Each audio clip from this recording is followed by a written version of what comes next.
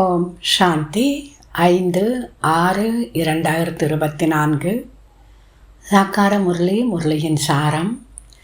இனிமையான குழந்தைகளே, நீங்கள் இப்போதைய ஈஸ்வரிய குழந்தையும் வருங்காலத்தில் ராஜகுமாரனாக ஆகக்கூடியவர்கள். நீங்கள் எந்த ஒரு பொருள் மீதும் ஆசை வைக்கக்கூடாது. யாரிடமும் எதையும் யாசிக்கவும் கூடாது. கேள்வி: உடல் நலத்தை சரியாக வைப்பதற்கு எந்த ஓர் ஆதாரம் வேண்டியதில்லை. உடல் நலத்தை சரியாக வைத்துக் கொள்வதற்காக எப்படிப்பட்ட ஓர் ஆதாரம் தேவையில்லை. பதில்: அநேக குழந்தைகள் நினைக்கிறார்கள், வைபவங்களின் ஆதாரத்தில் உடல் நலம் சரியாக இருக்கும் என்று. நல்ல சாப்பாடெல்லாம் சாப்பிட்டோன்னா உடல் நலம் சரியாக இருக்கும் என்று. ஆனால் பாபா சொல்கிறார், குழந்தைகளே, இங்கே நீங்கள் பொருட்கள் மீது ஆசை வைக்கக்கூடாது. வைபவங்களால் உடல் நலம் சரியாகாது. உடல் நலத்தை சரியாக வைத்திருப்பதற்காக நினைவு யாத்திரை வேண்டும். குஷி போன்ற டானிக் வேறு எதுவுமே இல்லை என்று சொல்லப்படுகின்றது.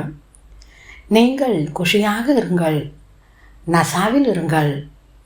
யக்ய சேவைக்காக ததீச்சி முனிவரை போன்று எலும்பும் தேயக்கூடிய அளவிற்கு சேவை செய்தால் உடல் நலம் சரியாகிவிடும். ஓம் சாந்தி.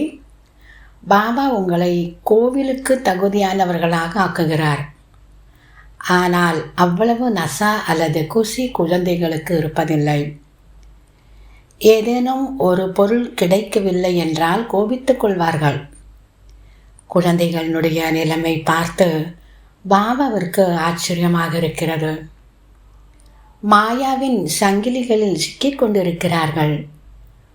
உங்களுடைய மதிப்பு, உங்களுடைய நடவடிக்கைகள், உங்களது குஷி அற்புதமானதாக இருக்க வேண்டும்.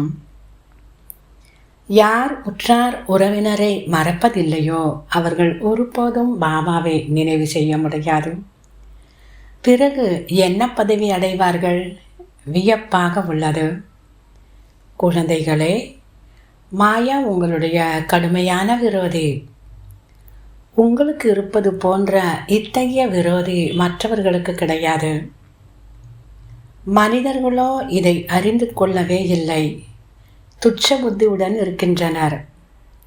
நீங்கள் இறைவனின் குழந்தைகள். பாபாவை நினைவு செய்யுங்கள். மற்றவர்களை உங்களைப் போல் ஆக்கிக்கொண்டே இருங்கள். பகவானோ உண்மையான, அதாவது ராஜா இல்லையா? அகலாம் அவருடைய குழந்தைகள் சாஹேப் ஜாதே, அதாவது பிரபுவனுடைய குழந்தைகள். பகவான் உண்மையான ராஜா சாஹேப். நாம் அனைவரும் அந்த ராஜாவருடைய குழந்தைகள். நீங்கள் எல்லா நேரத்திலும் புத்தியில் இதை நினைவில் வைத்து கொள்ள வேண்டும். எலும்பும் தேயும் அளவிற்கு சேவை செய்ய வேண்டும். சென்டரில் சிலரோ நல்ல மகாரதிகளாக உள்ளனர். சிலர் குதிரைப்படை, சிலர் காலாட்படையாகவும் இருக்கின்றனர். இதில் மிகவும் விசால புத்தி வேண்டும். எப்படியெல்லாம் பிராமணிகள் உள்ளனர். சிலரும் மிகவும் உதவியாளராக உள்ளனர். சேவையில் எவ்வளவு குஷி உள்ளது. உங்களுக்கு நசா ஏற வேண்டும். சேவை இல்லாமல் என்ன பதவியை பெறுவீர்கள்? அம்மா அப்பாவிற்கோ குழந்தைகள் மீது மதிப்பு இருக்கும்.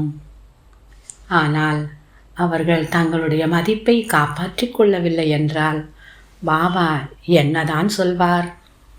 பாபா ஏழை பங்காளராக இருக்கிறார். ஏழைகளிடம் எங்கிருந்து வரும்? சிலரோ கோடீஸ்வரராகவும் பல மடங்கு கோடிகளுக்கு அதிபதியாகவும் உள்ளனர்.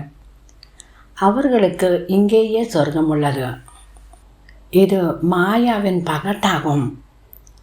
அதனுடைய வீழ்ச்சி இப்போது நடந்து கொண்டிருக்கிறது. பாபா சொல்கிறார், நீங்கள் முதலில் பிரபுவின் குழந்தைகளாக ஆகியிருக்கிறீர்கள்.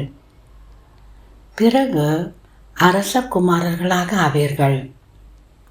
ஆனால் அந்த அளவிற்கு சேவையும் செய்து காட்டுங்களேன். மிகுந்த குஷியில் இருக்க வேண்டும். நாம் பிரபுவின் குழந்தைகள், பிறகு ராஜகுமாரர்களாக ஆகப் போகிறவர்கள். எப்போது அநேகருக்கு சேவை செய்கிறீர்களோ அப்போது ராஜகுமாரர்களாக ஆவீர்கள். குஷி எவ்வளவு அதிகரிக்க வேண்டும்? நல்லது. தாரணைக்கான முக்கிய சாரம். முதலாவது, யாரையும் ஒருபோதும் கோபப்படுத்தவும் கூடாது, தானும் கோபப்படக்கூடாது. தன்னுடைய திறமையின் அல்லது சேவை செய்வதின் அகங்காரத்தை காட்டக்கூடாது. எப்படி பாபா குழந்தைகளுக்கு மதிப்பு தருகிறாரோ அதுபோன்று தன்னுடைய மதிப்பை தானே வைத்திருக்க வேண்டும். இரண்டாவது, யோக பலத்தின் மூலம் தன்னுடைய அனைத்து ஆசைகளையும் முடித்துவிட வேண்டும். சதா இதே குஷி நசாவிலேயே இருக்க வேண்டும். நாம் இப்போது பிரபுவின் குழந்தைகள். நாம் தான் பிறகு ராஜகுமாரர்களாக ஆகப் போகிறவர்கள். சதா சாந்தியில் இருந்து சேவை செய்ய வேண்டும். ஒவ்வொரு நாடி நரம்பிலும் நிறைந்துள்ள பூதங்களை வெளியேற்றிவிட வேண்டும். வரதானம். பிராமண வாழ்க்கையில் பாபாவிடமிருந்து ஒளிக்கிரீடம் பெறக்கூடிய மகான் பாகிவான் ஆத்மா ஆகுக. பிராமண வாழ்க்கையில் பாபாவிடமிருந்து ஒளிக்கிரீடம் பெறக்கூடிய மகான் பாகிவான் ஆத்மா ஆகுக. விளக்கம். சங்கமிக பிராமண வாழ்க்கையின் விசேஷத்தன்மை பவித்திரமாகும். பவித்திரத்தாவின் அடையாளம் ஒளிக்கிரீடம். அது ஒவ்வொரு பிராமண ஆத்மாவிற்கும் பாபாவிடமிருந்து கிடைக்கிறது. பவித்திரத்தாவின் இந்த ஒளிக்கிரீடம் அந்த ரத்தினங்கள் பதித்த கிரீடத்தை விடவும் அதி சிரேஷ்டமானதாகும். மகான் ஆத்மா, பரமாத்மா, பாகிவான் ஆத்மா, உயர்ந்தவரிலும் உயர்ந்த ஆத்மாவிற்கு இந்த கிரீடம் அடையாளமாகும். பாப்தாதா ஒவ்வொரு குழந்தைக்கும் பிறவி எடுத்ததிலிருந்தே பவித்ர பவா என்ற வரதானத்தை தருகிறார். அதன் அடையாளம் ஒளி கிரீடமாகும். ஸ்லோகன். உங்களுடைய எல்லையற்ற வைராகிய உள் உணர்வின் மூலம் இச்சைகளுக்கு வசமாகி கவலையில் இருக்கக்கூடிய ஆத்மாக்களுடைய கவலையை போக்குங்கள். நல்லது. இனிமையிலும் இனிமையான 5000 வருடங்களாக காணாமற் போய் மீண்டும் கண்டெடுக்கப்பட்ட செல்ல குழந்தைகளுக்கு தாய் தந்தை பாப் தாதாவின் அன்பு நினைவுகள் மற்றும் காலை வணக்கம். ஆன்மீக குழந்தைகளுக்கு ஆன்மீக தந்தையின் நமஸ்காரம். ஆன்மீக தந்தைக்கு ஆன்மீக குழந்தைகளின் நமஸ்காரம். ஓம் சாந்தி.